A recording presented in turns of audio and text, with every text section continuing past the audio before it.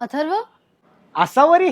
मला वाटलं ओळखतोस की नाही. अगं तुला कसं विसरी, म्हणजे तुझ्यामुळे तर शाळेत असताना एवढा बेदम मार खाल्लाय ना मी. माझ्यामुळे?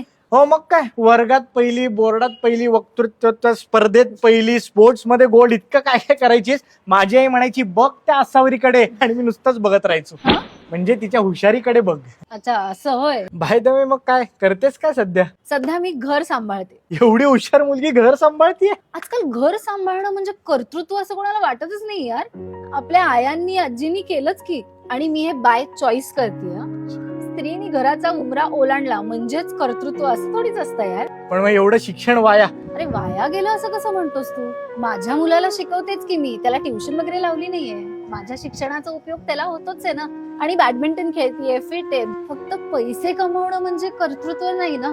कुटुंब जोडून ठेवणं यात सुद्धा कर्तृत्व आहेच की. आणि आजकाल नेमकं तेच कमी लेखलं जाते. बर चल, मला उशीर होतोय, मी निघते. मुलाला शाळेत आणायला जायचंय.